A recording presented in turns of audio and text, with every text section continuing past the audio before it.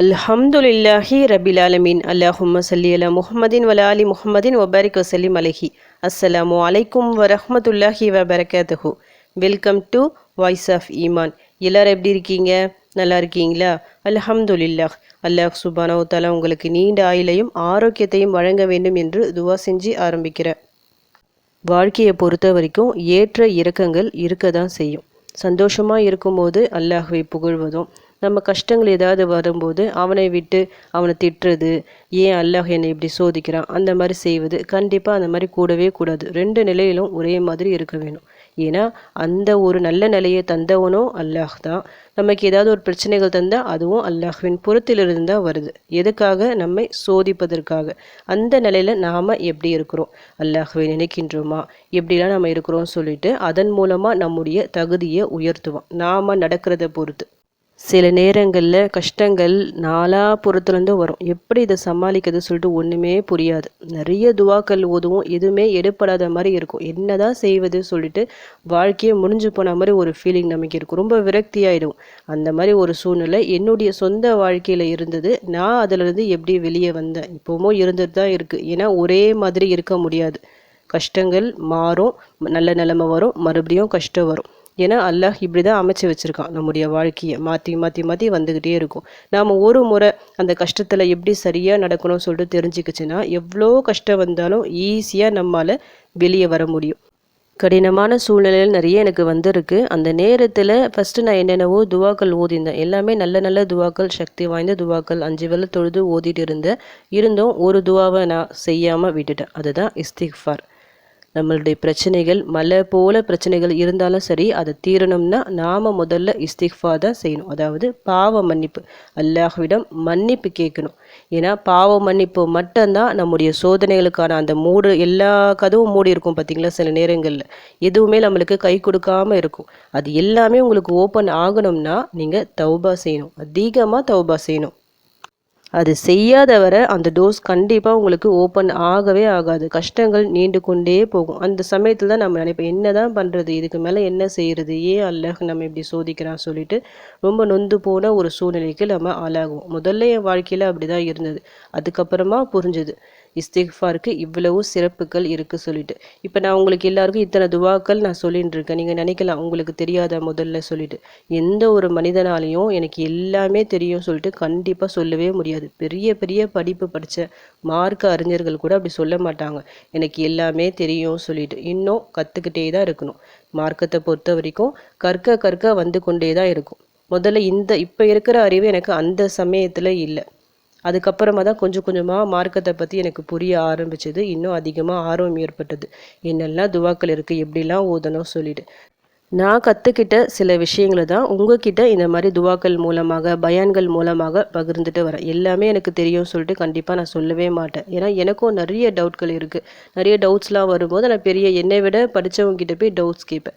அந்த மாதிரி கேட்டு தீர்த்துக்கிறது தான். அதே போல் தான் உங்கள் மனசில் ஒரு சந்தேகத்தோடு எப்போவுமே இருக்காதீங்க. ஏதாவது ஒரு டவுட் இருந்தால் அடிக்கடி கிளியர் பண்ணிக்கிங்க. மார்க்கத்தை இன்னும் கற்றுக்கணும்னு சொல்லிட்டு ஆர்வம் காட்டுங்க. உங்கள் வாழ்க்கையில் நிறைய பிரச்சனைகள், கஷ்டங்கள் தொடர்ந்து கொண்டே இருக்கும்போது நீங்கள் ஒன்றுமே செய்ய வேணாம். ஃபஸ்ட்டு நீங்கள் செய்ய வேண்டியது இஸ்திக்ஃபார் தான். அதிகமாக நீங்கள் தௌபா செய்யுங்க. உங்களுக்குள்ளே நீங்கள் கேட்டுக்குங்க, நான் என்ன தவறு செஞ்சேன். ஏதாவது ஒரு தவறு கண்டிப்பாக நம்ம செஞ்சுருப்போம். அதன் மூலமாக தான் அல்லாஹ் நம்மை தண்டிச்சிருப்பான். நம்ம வீட்டில் ஏதாவது ஒரு விஷயம், ஹராமான விஷயம் ஏதாவது இருக்கலாம். எல்லாமே ஒரு தடவை ஆராயுங்க. எந்த விதத்தில் நம்மளுக்கு இந்த சோதனை வருது, நம்ம என்ன தவறு செய்கிறோம், நாம் செய்கிறோமா, நம்முடைய துணை மூலமாக தவறு நடக்குதா, நம்முடைய பிள்ளைகள் மூலமாக தவறு நடக்குதா சொல்லிட்டு எல்லாமே யோசிங்க. பாவமான காரியங்கள் சின்னதாக ஒன்று நம்ம வீட்டில் நடந்தாலும், நம்ம சார்பாக ஏதாவது நடந்துட்டாலும் சரி, கண்டிப்பாக சோதனைகள் வரும், வறுமை வரும், கஷ்டங்கள், கடன், நோய் சொல்லிட்டு எல்லாமே நெருக்கும். நம்மளால் ஒன்றுமே பண்ண முடியாது. அந்த மாதிரி எதுவுமே செய்ய முடியாத சமயங்களில் நீங்கள் அஸ்தக்ஃபிருல்லாஹ், அல்லாஹும்ம ஃபிர்லி, ரப்பி ஃபிர்லி சொல்லிட்டு நிறைய துவாக்கள், நிறைய வார்த்தைகள் இருக்குது பார்த்தீங்களா. அதை ஓதிக்கொண்டே இருங்க. நீங்கள் எப்போல்லாம் நீங்கள் வேலை செஞ்சிட்ருக்கீங்கள, உங்கள் வாயில் இந்த வார்த்தைகள் வந்து கொண்டே இருக்கணும். அந்த மாதிரி நீங்கள் பார்த்துக்கோங்க.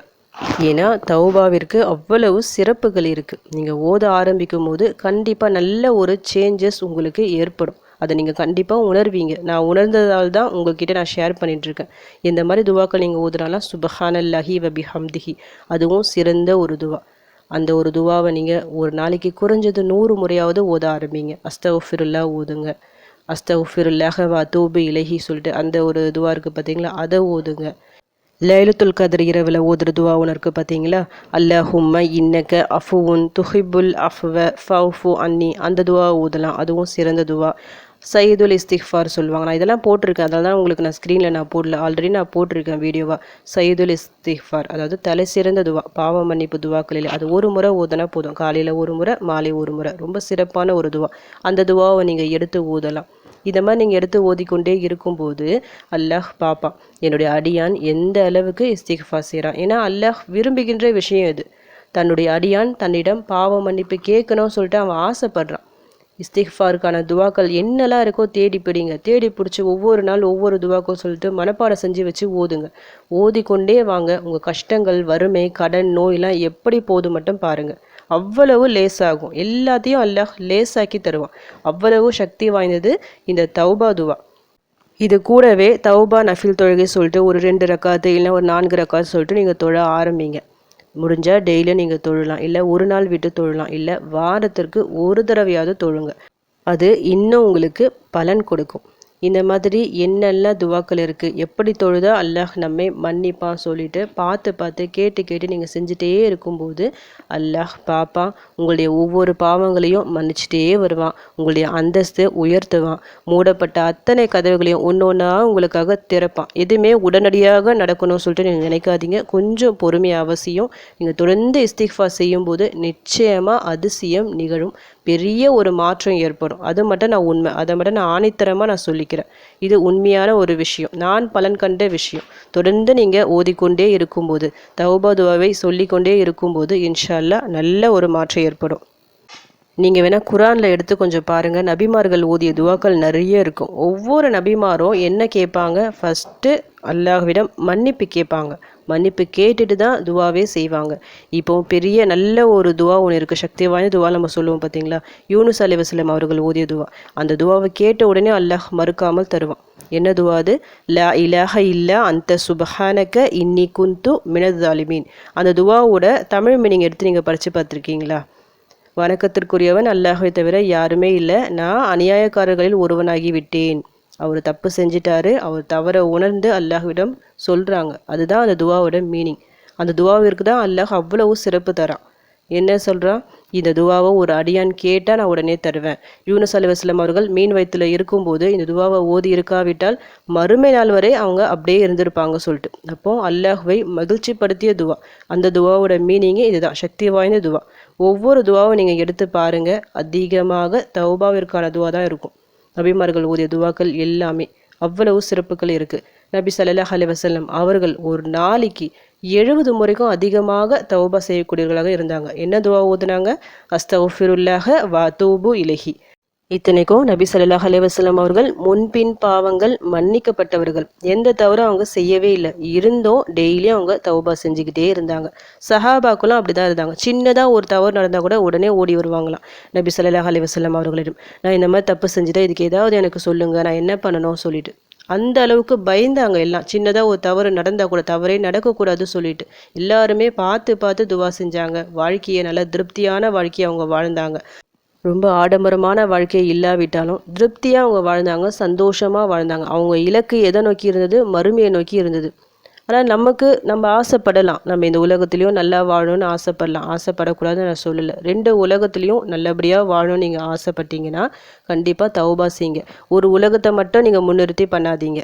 2 உலக நன்மையும் நமக்கு தேவை. எப்போவுமே துவா செய்யும் போது 2த்துக்கும் சேர்த்து நம்ம துவா செய்யணும். இந்த தௌபா துவா அதையும் கவர் பண்ணிடும். ஏன்னா அப்பப்போ நம்ம துவா கேட்டே இருக்கும்போது, நம்முடைய தவறுகளுக்காக மன்னிப்பு கேட்டுக்கிட்டே இருக்கும்போது நம்முடைய கணக்கில் பாவங்களே இருக்காது. இந்த உலகத்திலையும் அல்லாஹ் நமக்கு சோதனைகளை விட்டு நம்ம காப்பாற்றிடுவான். மறுமையில நமக்கு உயர்ந்த அந்தஸ்தை தருவான். அவ்வளவு சிறப்பு இருக்குது இந்த தௌபா துவா இருக்குது. சிம்பிளாக நம்ம நினைப்போம், இது என்னத்தை நம்ம வாழ்க்கையை மாற்றிட போகுது, இந்த அஸ்தகுஃபிருல்லா இந்த ஒரு வார்த்தை என்ன பண்ண போகுது சொல்லிட்டு அப்படி நினைக்கவே நினைக்காதீங்க. மனசார நீங்கள் கேளுங்க, கண்டிப்பாக உங்கள் வாழ்க்கையை இது நிறைய பேர் கமெண்ட்ஸ் பண்ணுறீங்க, கஷ்டங்கள் பிரச்சனைகள் சொல்லிட்டு அவங்கவுங்க பிரச்சனைகளை சொல்லிட்டு. நானும் துவாக்கள் நிறைய போட்டுட்டு வரேன். அந்த துவாக்களோட சேர்த்து நீங்கள் தௌபாவும் செய்யுங்க. டெய்லியும் ஒரு நாளைக்கு இத்தனை முறை ஓதணும் சொல்லிட்டு கணக்கு வச்சுக்கிங்க. குறைஞ்சது ஒரு 100 முறை. 100 200 ஆகும், 200 300 ஆகும், 300 400 500 சொல்லிட்டு ஏறிக்கிட்டே போகும். ஏன்னா அந்த அளவுக்கு நீங்களே திருப்தி அடைவீங்க அந்த வார்த்தையை சொல்கிறதால. நீங்களே எக்ஸ்ட்ரா சொல்லிகிட்டே போவீங்க. ஃபஸ்ட்டு 100 சொல்லிட்டு நீங்கள் ஸ்டார்ட் பண்ணுங்கள். ஸ்டார்ட் பண்ணாமல் விட்டுறாதீங்க. இப்போ இந்த வீடியோ நீங்கள் பார்க்குறீங்களா, இந்த நிமிஷமே நீங்கள் ஓத ஆரம்பிங்க. இதுக்காக நீங்கள் உது செய்யணும், தனியாக உட்காரணும், அந்த மாதிரிலாம் அவசியமே இல்லை. நீங்கள் நார்மலாக வேலை செய்யும் போது அந்த வார்த்தைகள், ஏன்னா தெரிஞ்ச வார்த்தைகள் தான். ரப்பி ஃபிர்லி உங்களுக்கு தெரியும், அல்லாஹும்ம ஃபிர்லி தெரியும். சரி, இதெல்லாம் தெரியலனா கூட அஸ்தகுஃபிருல்லா இது எல்லாருக்கும் தெரியும். அந்த ஒரு வார்த்தையை நீங்கள் சொன்னால் கூட போதும். அஸ்மால் உஸ்னால் உள்ள அல்லாஹ்வின் அந்த பெயர்கள் இருக்குது, மன்னிக்கக்கூடிய பண்புகளை கொண்ட பெயர்கள். அத் தவ்வாப், அல் அஃபுவு, அல் கஃபூர், அல் கஃபார், இந்த மாதிரி பெயர்களை கூட நீங்கள் அதிகமாக உச்சரிச்சுக்கிட்டே வந்து அல்லாஹ்விடம் மன்னிப்பு கேட்கலாம். இந்த மாதிரி நீங்கள் தொடர்ந்து செஞ்சு பாருங்கள். இன்ஷா அல்லாஹ் உங்கள் பிரச்சனைகள், கஷ்டங்கள் எல்லாமே நீங்கும். உங்கள் கஷ்டங்கள் எல்லாம் நீங்களும் சொல்லிட்டு உங்களுக்காக நானும் துவா செஞ்சுக்கிறேன். எனக்காகவும் என் குடும்பத்திற்காகவும் நீங்களும் துவா செஞ்சுக்கிங்க. அல்ஹம்துலில்லாஹ். இந்த வீடியோ உங்கள் எல்லாருக்கும் யூஸ்ஃபுல்லாக இருந்துக்கும்னு நினைக்கிறேன். நீங்கள் தெரிஞ்ச இந்த விஷயத்தை மற்றவங்களுக்கும் எத்தி வைங்க. இதன் மூலம் அவர்களும் பலனடையலாம். இன்ஷா அல்லாஹ். அடுத்த பதிவில் சந்திக்கலாம்.